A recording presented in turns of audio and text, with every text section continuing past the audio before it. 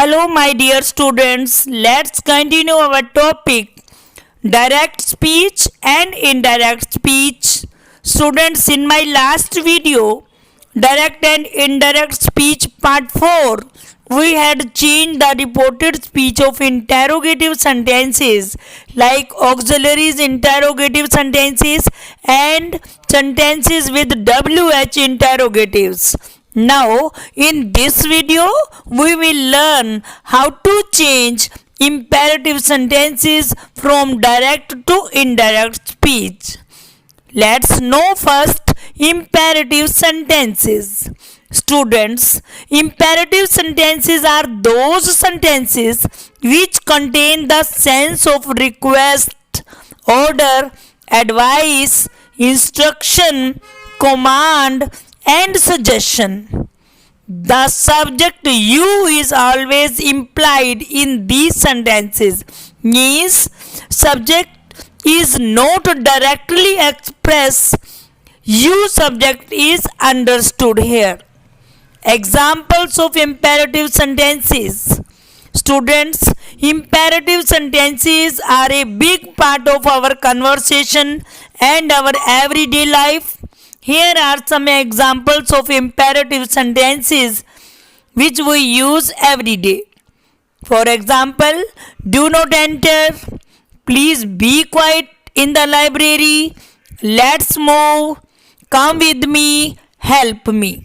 Even common road signs and advertisements use imperatives like stop, danger, slow down. Students, in converting imperative sentences from direct to indirect speech, we have to keep in mind the following 5 steps. You can see here 5 steps are given. You should learn them properly. First step is identify, means identification. When there will be sentence before us, to convert direct into indirect speech, first of all, we have to identify the sentence.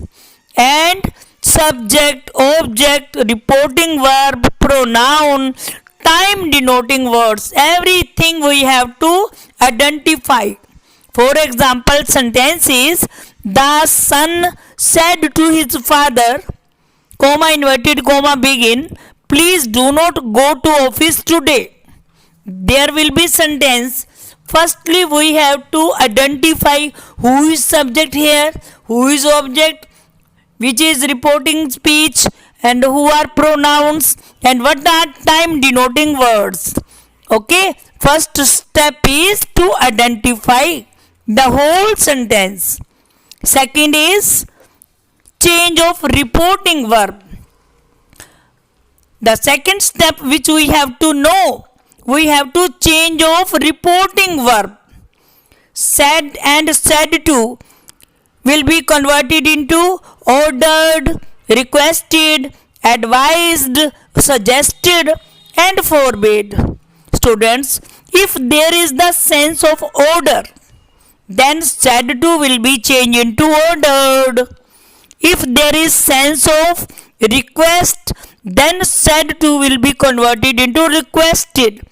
In the same way, when we find there is advice, suggestion, then we use the reporting verb advised and suggested. But in some cases, when the sense is not clear, then we should convert said to into told and asked. Okay? Third step is replacement of comma inverted comma with to. After converting reporting verb, what we have to do, replacement of comma inverted comma को remove करना है, उसकी जगह हमें conjunction to लगाना है, that नहीं लगाना है, to लगेगा in imperative sentences में. Fourth step is change of pronouns. You know very well, we have done already. First person will be changed according to subject, second person will be changed according to object, third person will remain same, no change from direct to indirect speech.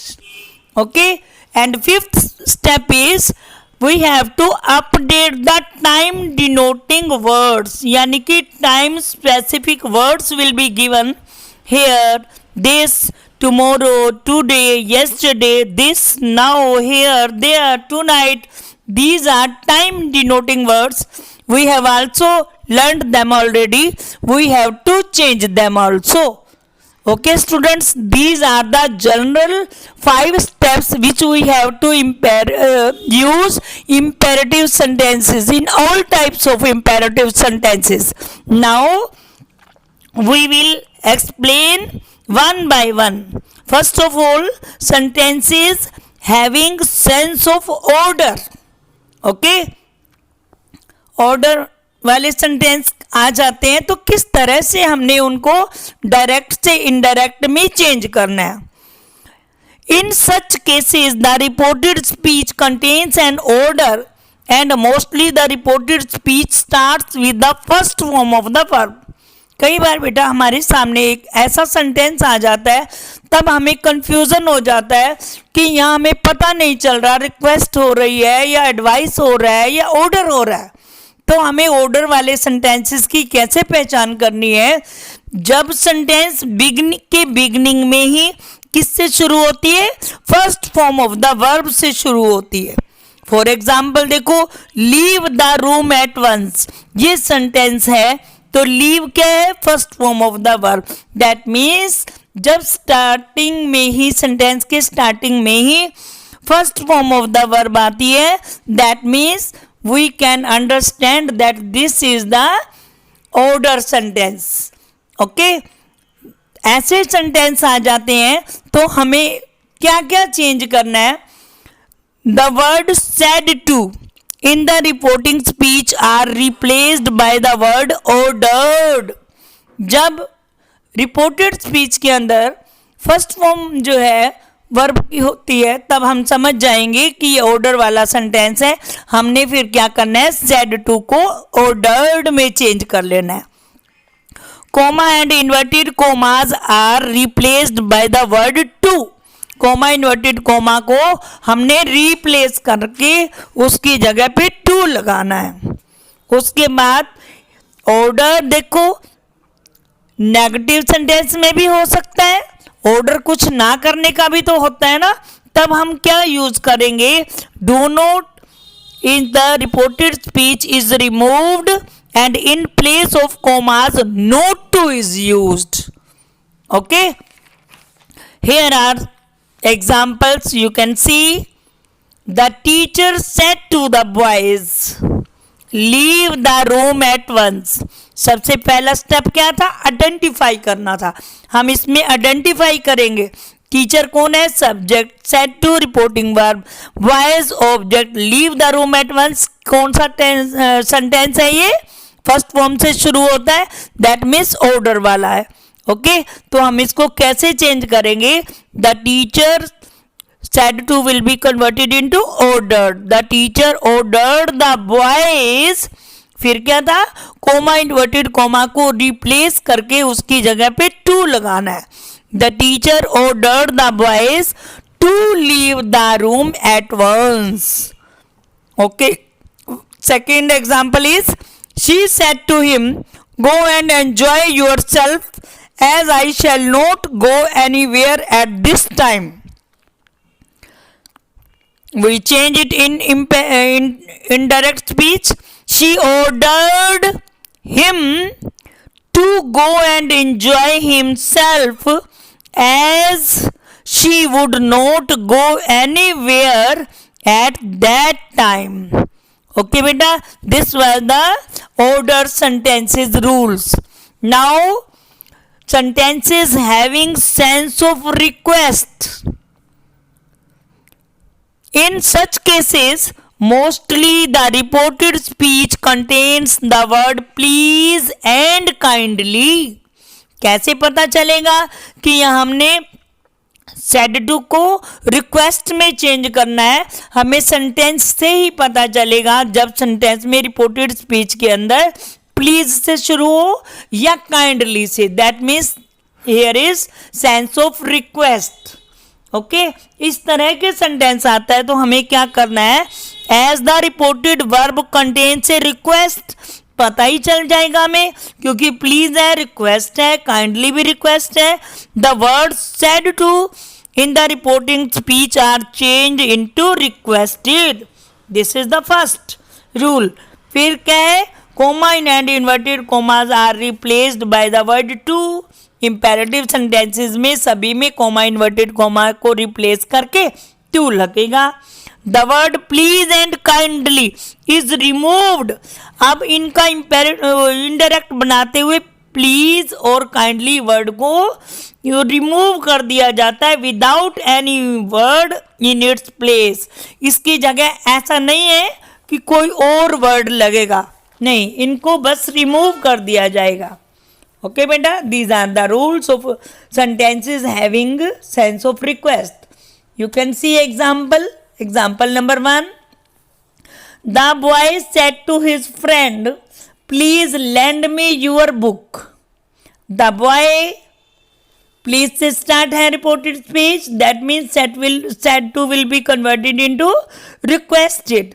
The boy requested his friend, फिर क्या आना है, comma inverted comma को remove करके to लगेगा, to lend him his book. अब यहाँ हमने प्लीज को यूज कहीं नहीं किया है, इनको बस रिमूव ही कर देना है। The boy requested his friend to lend him his book. Okay, this request can be in negative sense also, किसी भी काम की रिक्वेस्ट करते हैं तो करने के भी हो सकती है रिक्वेस्ट, ना करने के लिए भी रिक्वेस्ट हो सकती है। तो रिक्वेस्ट में नेगेटिव सेंटेंस आता है तो हम कैसे करेंगे, for example number 2 you can see here, the son said to his father please do not go to office today. आप यहाँ क्या देख रहे हो, प्लीज से पता चल रहा है, तो ये कौन सा सेंटेंस है, रिक्वेस्टेड से, है ना।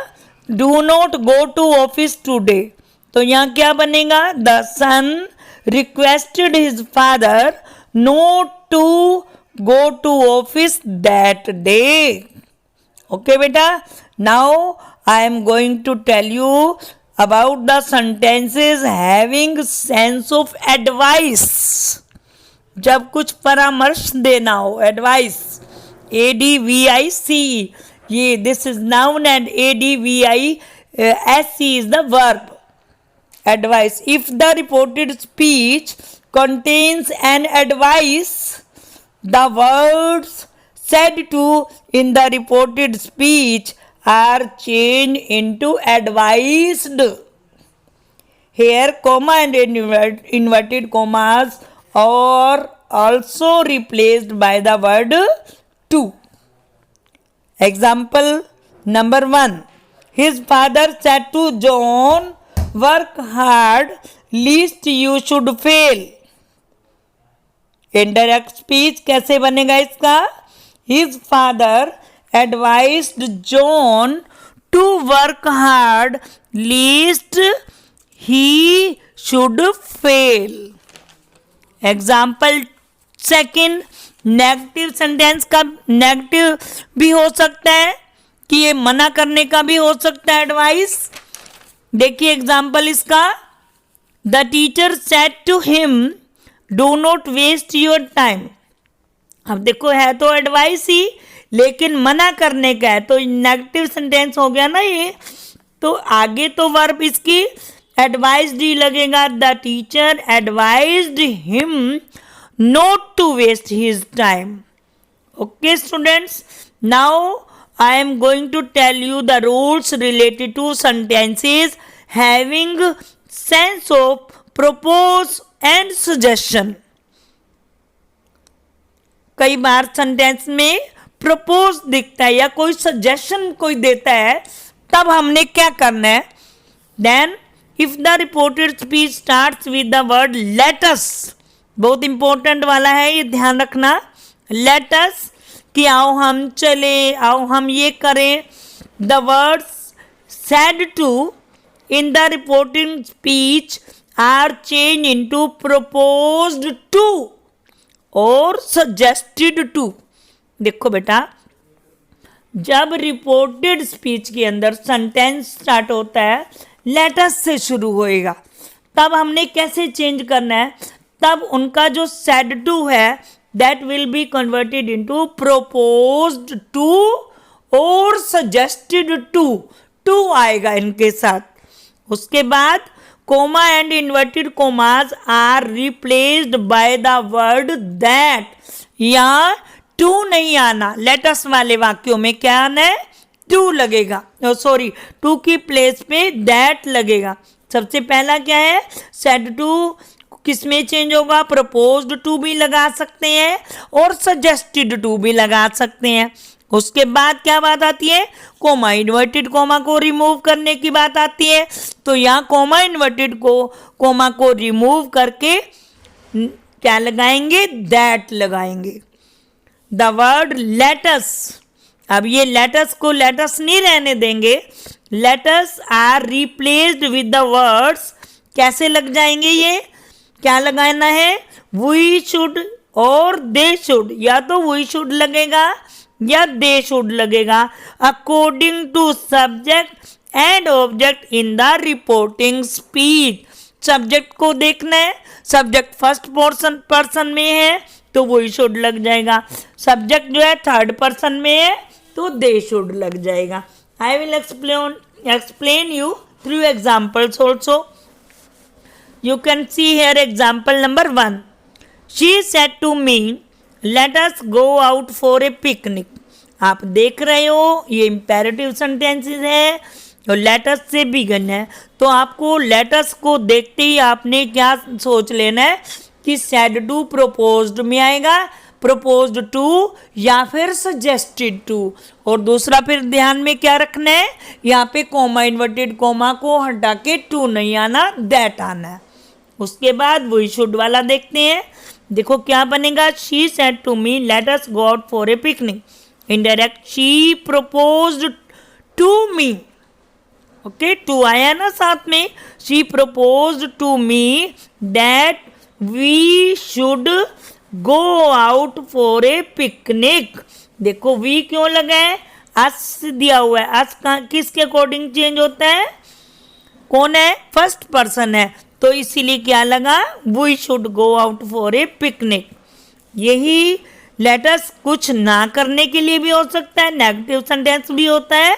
तो हम देखते हैं एग्जाम्पल नंबर 2 में, he said to them let us not quarrel with each other. इसमें क्या करना है, उसने कहा कि आओ हम आपस में नहीं कभी झगड़े. तो he suggested to them, that भी आ गया, that they should not quarrel with each other. Clear बेटा. उसके बाद आता है do not sentences. If the reported speech starts with the words do not, आता है ना, do not make a noise, do not shirk work, do not pluck flowers, ऐसे सेंटेंसेस आ जाते हैं रिपोर्टेड स्पीच के अंदर. तब हमें क्या चेंजेस करने हैं, देखो, if the reported speech starts with the words do not, the words said to in the reporting speech are change into forbade. Okay, comma and inverted commas are also replaced by the word to. यहाँ पे to लगेगा. और देखो क्या है, the words do not are removed. अब do not को हटा देना है, do not नहीं आना है. अगर हम सिर्फ forbade लगा देते हैं, because in the word forbade it contains the meaning of not. इसी के अंदर नोट का मीनिंग सेंस आती है. सो द वर्ड नोट और do not are not used there after in the sentence. इसलिए ये नोट यूज नहीं होगा जब हम फोरबेड यूज करेंगे. एग्जाम्पल देखिए बेटा, he said to me do not make haste, तो कैसे बनेगा?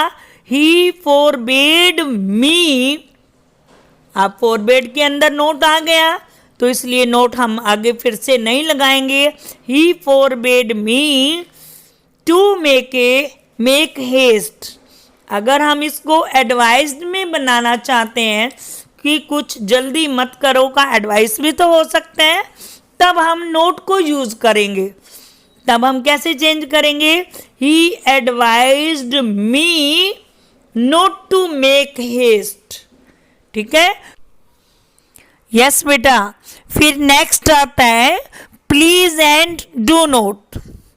Sometimes both the words please and do not are used in a single sentence. For example, the old man said to the boys please do not disturb me.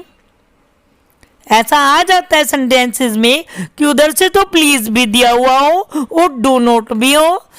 In such sentences, said to is changed into requested and inverted commas into to, but it is preceded by not। यानी कि पहले तो ये request है, please वाला request के according हो जाएगा, फिर इन्वर्टेड कोमा को हम हटा के टू लगाएंगे ना, लेकिन क्योंकि आगे नोट है तो टू से पहले नोट हम लिखेंगे। सेंटेंस क्या है? The old man said to the boys please do not disturb me. इसका इनडायरेक्ट कैसे बनेगा?